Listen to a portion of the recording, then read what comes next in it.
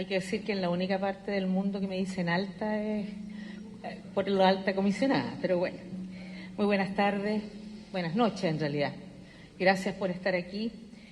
Esta ha sido, yo diría, una corta pero crucial e intensa visita para mí. Es además la primera visita de un alto comisionado de la Oficina de los Derechos Humanos de las Naciones Unidas a Venezuela. Yo me voy a ir ahora a Caracas, desde Caracas, pero se va a quedar una presencia de mi oficina en el país por primera vez. Hemos alcanzado un acuerdo con el gobierno para que un pequeño equipo de 2 oficiales de derechos humanos permanezca aquí con el mandato de proveer asesoría, asistencia y asesoría técnica, pero también muy importante, continuar monitoreando la situación de derechos humanos en Venezuela. Quiero agradecer al gobierno su invitación, la cooperación y compromiso con la oficina, incluyendo el equipo técnico que visitó el país en el mes de marzo. Previo a mi visita, solicitamos al gobierno varios compromisos y hemos podido alcanzar varios acuerdos, además de la ya citada presencia de los oficiales de derechos humanos. Tenemos el compromiso expreso del gobierno para llevar a cabo una evaluación de la Comisión Nacional de Prevención de la Tortura, así como también para evaluar cuáles son los principales obstáculos en el acceso a la justicia en el país.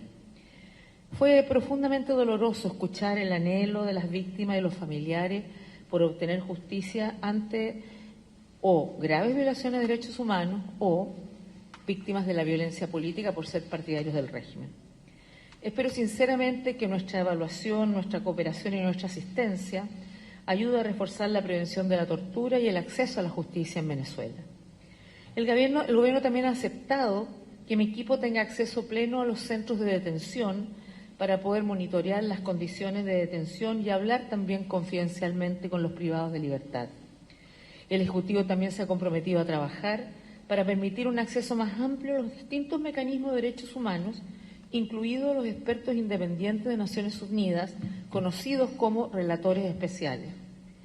Celebro la liberación del parlamentario opositor Gilbert Caro, que se encontraba en custodia del Servicio de Inteligencia SEBIN, y asimismo recibo con beneplácito la liberación de Melvin Faría y Junio Rojas, aunque hago un llamado a las autoridades a liberar a todos quienes estén detenidos o privados de libertad por ejercer sus derechos civiles y políticos de forma pacífica.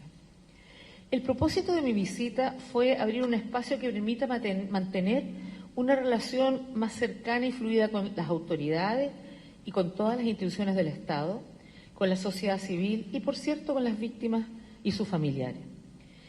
Mi deseo era venir y escuchar a todos los actores para poder trabajar con ellos hacia el respeto, la promoción y la protección de todos los derechos humanos de todos los venezolanos.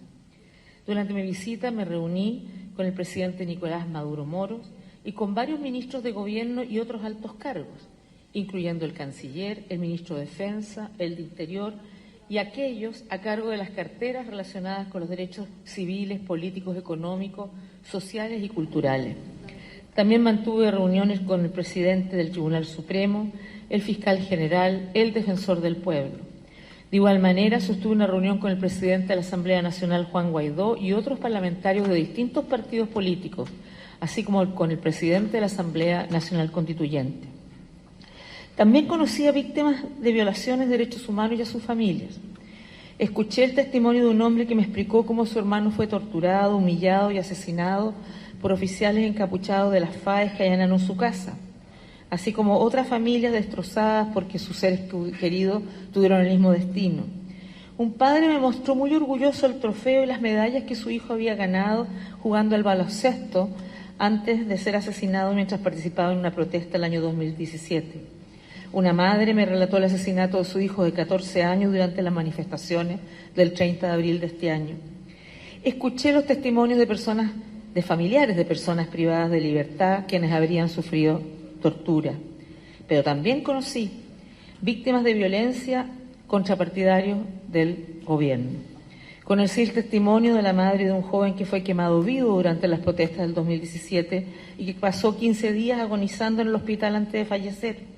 Una joven me narró cómo su padre, dirigente campesino, fue asesinado por defender el derecho a la tierra de los campesinos. Estoy solo mencionando algunos de los muchos casos que tuve ocasión de conocer y compartir con ellos.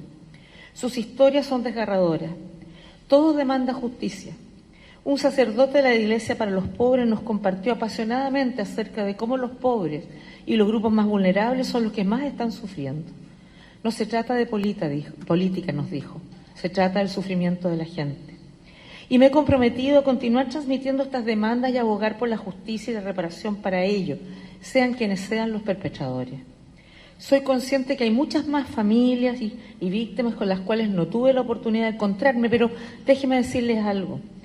La lucha de todas esas víctimas por la justicia es importante, no solo por lo que esas familias han sufrido, sino que es importante que haya justicia para todos ellos, sean del color que sean, y es importante para toda Venezuela, para todos los venezolanos. Y en eso no están solos.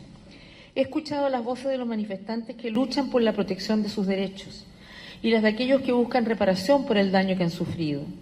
He encontrado representantes de la sociedad civil, sindicalistas, líderes religiosos, empresarios y académicos de todo el espectro socioeconómico y político. Me he entrevistado con representantes de la comunidad internacional y con las agencias de Naciones Unidas en Venezuela. Y todos me han transmitido cómo la situación humanitaria se ha deteriorado de forma extraordinaria, incluyendo el derecho a la alimentación, al agua, a la salud, la educación y otros derechos económicos y sociales. El Gobierno ha lanzado proyectos en un esfuerzo a asegurar acceso universal a programas sociales para los que ha dedicado el 75% del presupuesto nacional. Sin embargo, también he oído el testimonio de venezolanos que, muchos de ellos, a pesar de tener un empleo, no les alcanza para adquirir las medicinas que necesitan, para asegurar suficiente alimento o para otras necesidades. La situación sanitaria sigue siendo extremadamente crítica a causa de múltiples factores: la escasez de medicinas y de equipamiento, el éxodo de profesionales de la salud, el deterioro de la calidad del agua y el saneamiento y los apagones eléctricos. El costo y la falta de anticonceptivos en las farmacias ha contribuido al aumento de los embarazos adolescentes y también de la mortalidad materno-infantil. Los trabajadores de la salud me han descrito cómo equipamientos médicos muchas veces escasean o no están en funcionamiento. Y personas que viven con enfermedades crónicas me han alertado sobre ausencia o escasez de medicamentos esenciales para ello. Y he hecho un llamado al Gobierno también para que le dé una prioridad a los temas de salud y comparta los datos relacionados con la situación sanitaria y otros derechos socioeconómicos que nos permita evaluar la situación y apoyar en la mejor manera que Naciones Unidas pueda. Las causas de esta crisis económica, la cual se ha exacerbado dramáticamente desde el año 2013, son diversas. Y he hablado con el Estado sobre la necesidad de resolverlas urgentemente con el apoyo de las agencias de Naciones Unidas que recientemente han podido reforzar su presencia en Venezuela. Me preocupa que las sanciones impuestas este año sobre las exportaciones del petróleo y el comercio de oro están exacerbando y agravando la preexistente crisis económica. Nuestro informe sobre la situación de derechos humanos en Venezuela, mandatado por el Consejo de Derechos Humanos en Ginebra, que se presentará el 5 de julio de 2019, contendrá mucha más información basada en evidencias, así como análisis objetivos relativos a todos los aspectos de derechos humanos que acabo de destacar y otros que por el tiempo no hemos alcanzado a incluir. Pero además de eso, como siempre hacemos, con recomendaciones constructivas sobre cómo avanzar. En este tiempo de crisis económica, social y política, he hecho un llamamiento a los líderes de todo el espectro político para que intenten encontrar una manera de confrontar los desafíos y el sufrimiento del pueblo de Venezuela. Para ello, todas las voces deberían ser incluidas. Las crisis solo pueden ser resueltas a través de una participación significativa, franca e inclusiva de todos los diversos actores de la sociedad. He apelado a todos los líderes políticos a que participen constructivamente con el diálogo facilitado por Noruega y con cualquier otro intento o esfuerzo para enfrentar la actual situación política en Venezuela. El destino de más de 30 millones de venezolanos reside en la voluntad y la habilidad de sus líderes para colocar los derechos humanos de la gente por encima de cualquier ambición personal, política o ideológica. Entiendo el escepticismo de algunos acerca de la posibilidad de que cualquiera de estas negociaciones prospere, pero creo que, dada la situación que se vive en el país, debe instar a todos los líderes a lograrlo. Mantener posiciones arraigadas en cualquiera de los dos lados solo agravará la crisis y los venezolanos no pueden permitirse que se deteriore aún más la situación en el país. Hago un llamado a dar pasos audaces hacia un compromiso para dejar a un lado las ganancias cortoplacistas y enfocarse en logros a mediano y largo plazo para todo el país. Las negociaciones pueden dar fruto, pero lo van a dar solo si son inclusivas y si las partes involucradas dan una respuesta a la urgencia real de la situación. Y nuestra oficina está lista para la asistencia y asegurar que los derechos humanos de todos los venezolanos sean plenamente protegidos. Y nuestra presencia aquí posibilitará trabajar con las instituciones estatales, con la sociedad civil y el sistema de Naciones Unidas. Muchas gracias. Como la propia alta comisionada lo ha dicho, tenemos que tomar un avión, con lo cual hay tiempo para un par de preguntas. ¿Quién está interesado en preguntar? Vale. Buenas noches.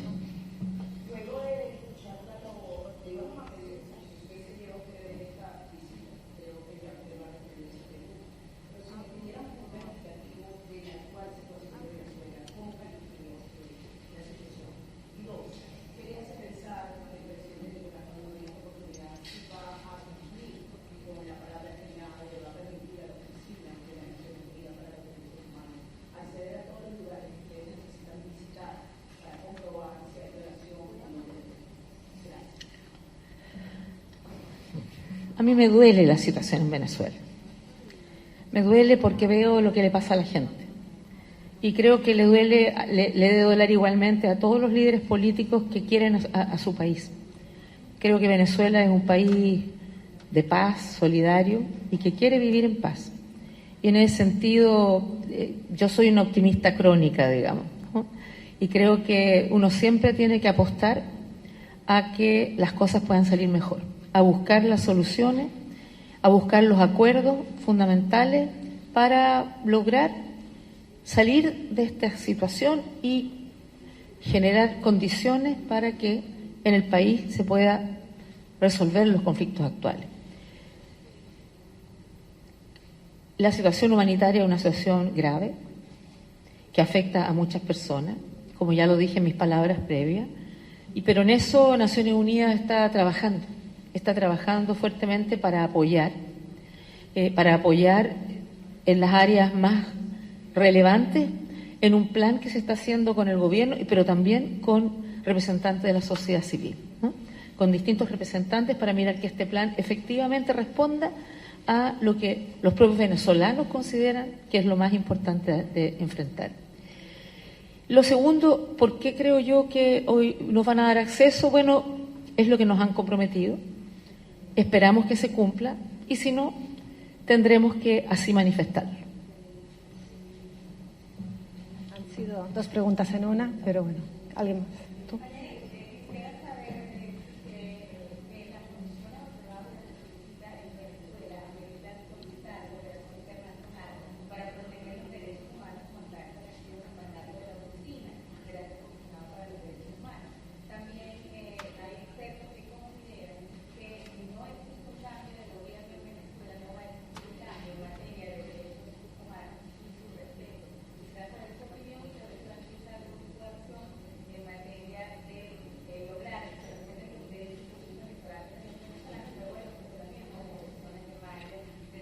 Son como 45 preguntas en una. Y de hecho, como ya estoy tan cansada a esta altura del día, la primera se me olvidó. Me acuerdo de las demás. ¿Me puedes repetir la primera parte?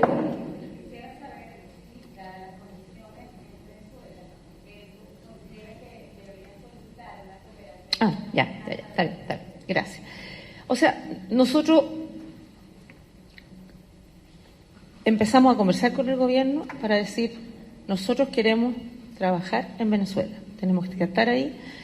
Nosotros tenemos el mandato de monitorear de todas maneras y lo hemos estado haciendo todo este tiempo y ustedes saben que presentamos un primer reporte oral en el mes de marzo en la sesión del Consejo de los Derechos Humanos y que tenemos un mandato, el mismo mandato, la misma resolución que fue aprobada por los miembros del Consejo en el mes de septiembre establece que en la segunda sesión, ahora en el mes de julio, junio-julio, tenemos que presentar un reporte escrito, ¿no? Y una discusión interactiva con todos los países participantes. Y eso hemos estado trabajando. y esto se monitorea por información que llega, que se verifica, que se trabaja. Y hemos venido acá también antes de ese reporte para poder también incluir lo que nosotros hemos podido percibir acá, ¿no es verdad? Pero por otro lado, yo había recibido la invitación del gobierno y también la oposición había dicho públicamente que quería que yo viniera. Y empezamos entonces a trabajar porque yo dije, no se trata de tener una visita protocolar, se trata de tener una visita que podamos tener algunos resultados que sean interesantes. Y a mí me parece que el hecho de que esto es un acuerdo con el gobierno, de que la oficina tenga presencia física aquí permanente, ¿no es verdad? No como oficina todavía, ahora como oficiales de derechos humanos. Y vamos a trabajar para, ojalá, poder constituir una oficina, así como hay UNICEF, UNFPA, ONUCIDA, etcétera, para poder tener una oficina con mayor peso, con mayor fuerza, pero vamos a partir ya, tenemos ya 2 personas aquí que se van a quedar trabajando para, junto en contexto con el coordinador residente, pero que también van a poder no solo monitorear la situación de los derechos humanos acá, llevar adelante estos proyectos de cooperación técnica que les mencioné, en términos de acceso a la justicia, de la prevención de la tortura, ¿no? Evaluar si la Comisión Nacional de la Prevención de la Tortura está cumpliendo su funcionamiento o si no, qué otras medidas se requiere tomar, y esos son acuerdos tomados, ¿no?, con el gobierno. Y por lo tanto, más que evaluar si sí o no, ya estamos aquí y estamos trabajando y vamos a trabajar con el gobierno, pero también con todos los actores políticos, sociales, de manera de mirar entre todos cómo aseguramos el respeto, la promoción y los derechos humanos. Una más, para que no perdamos el avión. A ver, esa chica.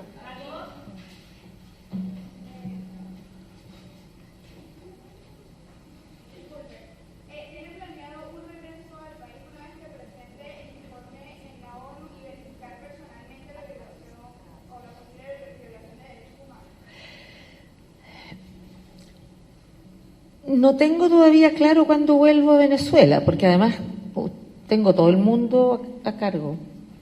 Entonces tengo uno que otro país que está. Ahora, lo que me decían todas las personas con que me entrevisté, no nos olviden. Yo no me voy a olvidar de Venezuela. Pero lo más importante es que más allá del viaje que uno puede hacer una vez cada cierto tiempo, es que va a haber aquí presencia de la oficina, que vamos a estar trabajando, que si es necesario traer expertos en algunas áreas que pueden trabajar en áreas específicas que importen a los distintos actores sociales, políticos, ¿no es verdad? Vamos a hacerlo. Cuando vuelva yo, no lo sé, porque nosotros vamos a seguir trabajando como lo hemos hecho antes, pero la diferencia es que antes el trabajo lo hacíamos desde fuera, lo hacíamos desde Panamá, lo hacíamos desde Ginebra, ¿no es verdad?, donde estábamos monitoreando la situación de derechos humanos, verificando los datos, teníamos contacto, gente, bueno, hoy día la tecnología permite mucha información, ¿no?, que llegara, pero ahora vamos a tener gente aquí mismo, que va a poder interactuar con todo lo que sea necesario, que va a poder recibir la información que exista, que va a poder mirar cómo evoluciona la situación de derechos humanos en Venezuela y que va a poder, por tanto, también tener una interlocución con las partes para mirar si es que hay situaciones que hay que mejorar, situaciones que hay que corregir o situaciones que hay que denunciar, ¿no? ¿Qué es la tarea que nosotros tenemos? Nosotros tenemos como tarea ser la voz de los que no tienen voz, pero también tenemos la tarea de relacionarnos con las autoridades del Estado, no solo del gobierno, sino del Estado, porque es el rol del Estado, es el Estado de un país en todo su ámbito el que tiene que asegurar el respeto, la promoción y la protección de los derechos humanos. Y por lo tanto está dentro de nuestro mandato interactuar con todos ellos para asegurar que o haya decisiones políticas, voluntad política, o que las leyes efectivamente reflejen un avance en estas materias, y también con la sociedad civil, y también de defensa de los defensores de derechos humanos, de defensa de los periodistas, está nuestro mandato también, con UNESCO, ¿no es verdad?, de manera de asegurar que todos los derechos humanos, el derecho a la libertad de expresión, el derecho de asociación, de participación, etcétera, se puedan cumplir. Son muchas las tareas. Antes hacíamos todo esto desde afuera en términos de monitoreo, pero ahora, estando aquí, no solo vamos a monitorear para poder tener los reportes necesarios que tenemos que entregar, sino además para poder trabajar directamente y esperamos poder avanzar y apoyar el avance, el respeto y la promoción de los derechos humanos en Venezuela. Agradezco mucho, ha sido una visita Siento que hemos tenido la posibilidad realmente de interactuar con muchas personas.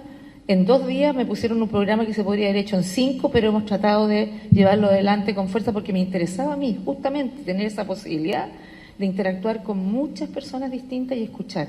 Y seguramente me faltaron muchas más. Pero bueno, veremos poder volver, pero no le puedo decir una fecha ahora. Muchas gracias. Vamos, una información.